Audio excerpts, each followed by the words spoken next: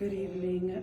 My name is Rosa Ponce. I've been a Clarksville resident for over 20 years. I've been involved in many ways, including being a member of the Human Relations Commission, the Austin P Alumni Board, Minority Issues Committee hosted by a past CMCSS director.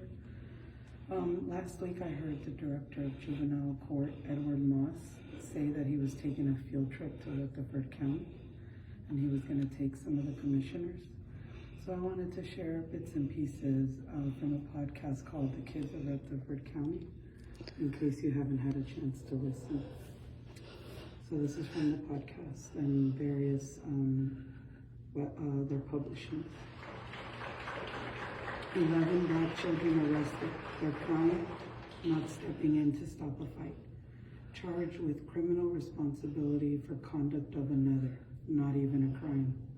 For more than a decade, Rutherford County has arrested and illegally jailed hundreds of children.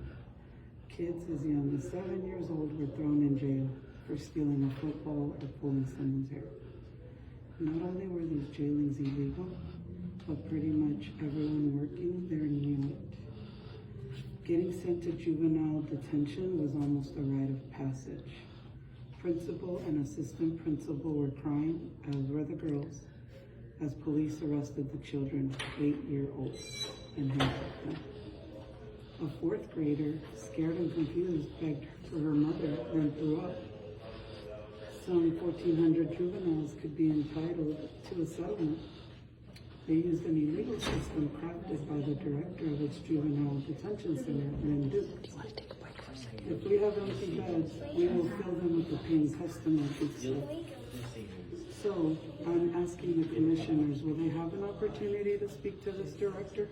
Because she's still there, suffered no consequences on her years of horrible decisions. Judge Davenport was allowed to retire with no consequences. And the DCS director of licensing that made yearly inspections said they weren't available. Moss also stated that the resource center would help a mother and father get their GED. So if you believe education is key, a key offering in this facility, let's offer literacy programs from birth to 3rd grade. Why 3rd grade? Because we know there's a connection between literacy skills and incarceration. Moss stated, change the environment, help the parents, help themselves. They can police their own children. I thought he said we were here to help parents parent their children, not police them.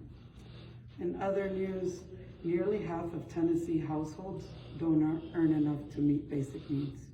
Thanks.